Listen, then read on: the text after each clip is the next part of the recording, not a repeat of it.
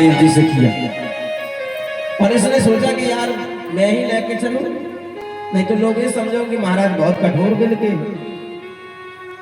तो कंस स्वयं गद्दी में गाड़ी में बिठा करके फॉर्च्यूनर में, आज की डेट में फॉर्च्यूनर कहीं जे है, रथ तो कहूं ना जे है, रथ तो सब भूल गए।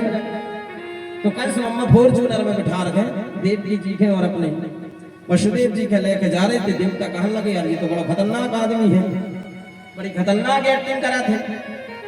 और यदि जी ने ऐसी एक्टिंग करके वसुदेव जी को देवकी जी के विदा कर दो तो इनको पाप को घड़ाना भरे है, और जब तक पाप को घड़ाना भरे है तब तक परमात्मा प्रकट ना हुए। तो देवता ने आकाश में कर दे। मूर्ख कंस, जिस अपनी बहन को तो विदा करना है प्रेम स्नेह करुणा के साथ, इसी देवकी का 8वां लाल तेरा बनेगा काल, और पर तेरी मथुरा की राजगद्दी पर तेरी नहीं गलेगी दाल। आप तो कंस भयभीत हो गया और कंस ने तलवार निकाल करके एक देवकी मैया के केस को पकड़ करके मारना चाहा। वसुदेव जी ने हाथ जोड़ लिए, हाथ पकड़ लिया, बोले देखो तुमको देवकी से डर नहीं है, तुम्हें देवकी नंदन ठाकुर से डर है। मैं तुम्हें वचन देता हूं प्रतियातो कुमारोयम, जो भी प्रत्येक बालक होगा मैं तुम्हें समर्पण करता जाऊंगा। वसुदेव और देवकी को मथुरा के राज पर रख लिया, अभी जेल में नहीं डाला। लेकिन जैसे ही प्रथम पुत्र हुआ, उस पुत्र को लेकर के जैसे ही वसुदेव जी कंस मामा के पास गए तो कंस ने वापस कर दिया, बोले कि जाओ हमें तो 8वें से दिक्कत है, पहले से थोड़ी ना दिक्कत है। इतने में नारद जी महाराज प्रकट हो गए, भाजपा को चुनाव चुनने लायक है कमल। बोले कि देखो कंस गड़बड़ हो जाए है मामला। बोले क्या गड़बड़ हो जाए? बोले कमल की पंखुड़ी गिनो। कंस मम्मा ने गिनती करी 1 2 3 4 5 6 7 8। नारद जी बोले कितना उल्टे गिनो, जहां तक 8 पहुंची थी फिर से होते से गिनो, तो फिर गिनी 1 2 3 4 5 6 7 8। नारद जी बोले कंस मम्मा का तू समझे? कंस मम्मा बोले हम समझ गए। बोले क्या समझे? बोले देवतल को भरोसा नहीं है, क्या पता जी पहले से स्टार्ट कर रहे हैं आखिरी से स्टार्ट कर रहे हैं। तुरंत नारद जी गायब हो गए और पुनः वसुदेव जी को बुलाया गया और पुत्र को पकड़ करके दीवाल में दे मारा, पुत्र की हत्या कर दी। और तुरंत आदेश दिया कि अब देवकी वसुदेव जी को जेल में डाल दिया जाए। जेल में डाल दिया गया। ऐसे 6 पुत्र को मार दिया। सभी देवी देवता पृथ्वी मैया गैया का रूप धारण करके परमात्मा के पास पहुंची और कहा कि प्रभु जैसे पूर्व में आपने रावण का अंत करने के लिए अवतार धारण किया था, वैसे अब कंस का भी मर्दन करने के लिए तुरंत अवतार लो।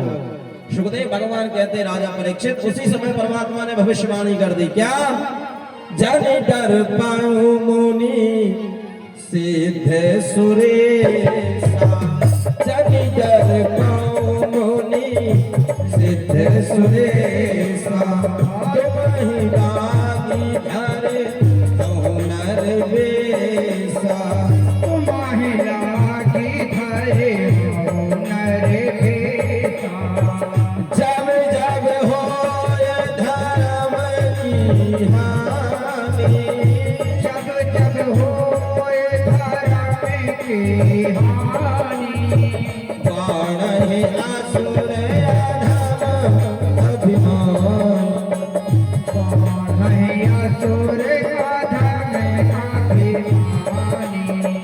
तब तब धर प्रभु विविध शरीरा, तब तब धरे प्रभु विविध शरीरा, हरहि कृपा निधि सज्जन पीरा,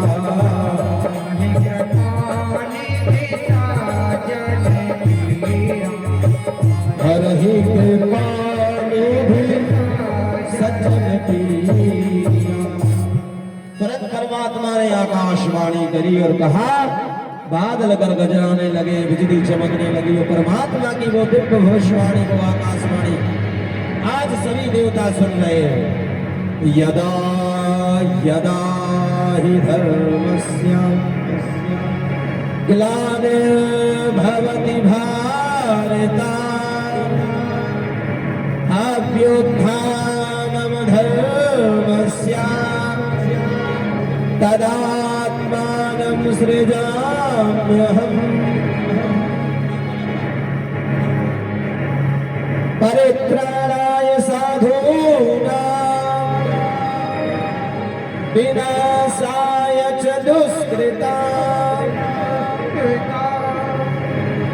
धर्म संस्थापनार्थाय संभवामि युगे युगे। भगवान ने कहा कि चिंता मत करो, मैं तुरंत ही प्रकट होने वाला हूं। कहां? एड्रेस तो बताओ प्रभु। परमात्मा ने कहा कि लिख लो डायरी में, नोट पेन कॉपी में लिख लो। कहां आ रहे हैं परमात्मा? वसुदेव गृहे साक्षात भगवान पुरुषा परः जनिष्यति तत्प्रियार्थम संभवन्तो सुरश्रियः। भगवान कहाँ आ रहे हैं? बोले वसुदेव जी के घर में। कहाँ आ रहे? परमात्मा कहते वसुदेव गृहे साक्षात। परमात्मा ने कहा है कि मैं वसुदेव जी के घर में प्रकट होने के लिए आ रहा हूं। अब आप लोग कहोगे कि परमात्मा तो जेल में पैदा हुए, तो भैया ईंट पत्थर सीमेंट के घर को मकान नहीं कहते। बालक का घर कहाँ होता है? ना गृहम गृह मृत्याहु गृहिणी गृह जो गोचरे।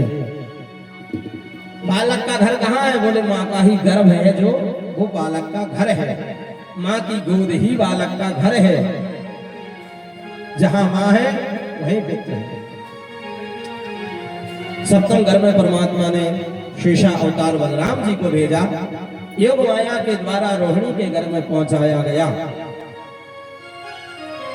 और कंस मामा को ये खबर दे दी गई कि वो गर्भपात हो गया।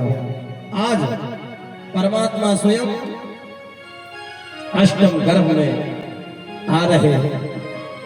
जैसे परमात्मा अष्टम गर्भ में मां देवकी के उदर में आए, वैसे ही समस्त देवता भगवान की गर्भ स्तुति करने के लिए पहुंच गए। सत्यमृतम सत्य परम त्रिसत्यम सत्यश्च योनिं निहितं च सत्ये सत्यस्य सत्यामृतनेत नेत्रं सत्यात्मकं त्वां शरणं प्रपन्नाः। देवता सत्य सत्य स्वरूप परमात्मा को प्रणाम करके चले गए और परमात्मा आज वसुदेव देवकी के सामने साक्षात प्रकट हो गए। बोले नारायण भगवान की। तमद्भुतं बालकं भुजे क्षणं तमद्भुतं बालकं भुजे क्षणं चतुर्भुजं शङ्खगदायुधं चतुर्भुजं शङ्खगदायुधं श्रीवत्सलाक्षं कलकौस्तुभं पीताम्बरं सौन्दर्यादिशोभनं स्वागतं कृष्णा सुस्वागतं कृष्णा। आप लोग भी स्वागत करिए। भगवान प्रकट हुए हैं और परमात्मा से प्रार्थना करिए कि आपका भी आगमन हम सबके घर में हो।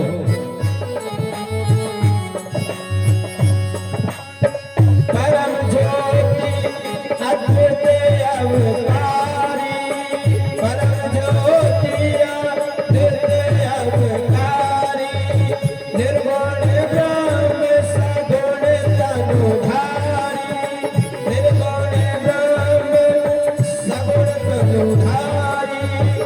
और परमात्मा क्यों आए हैं? कंसासुर त्रासत निशिकोरा, कंस का मर्दन करने के लिए। कंसासुर त्रासत निशिकोरा हरहुनाथ मम संकट घोरा।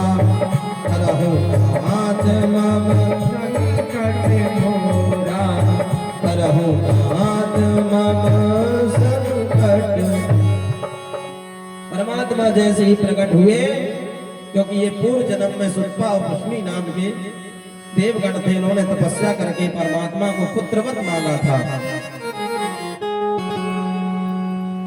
तो परमात्मा ने कहा था आप हम सरस खोजें कहां जाए, मैं अपने जैसा पुत्र कहां खोजूंगा, जैसे मनु शत्रुघ्न से कहा था।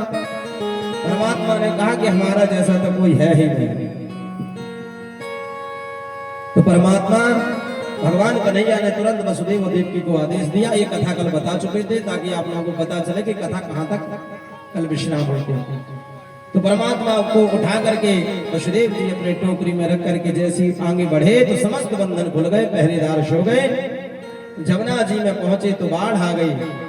ये मान लो कि आज जमुना जी कई वर्षों से प्रतीक्षा कर रही थी अपने परमात्मा को प्राप्त करने के लिए, उनके दर्शन करने के लिए। इसलिए यमुना जी की आंखों में आंसू आए और वही आंसू बाढ़ के रूप में परिवर्तित हुए।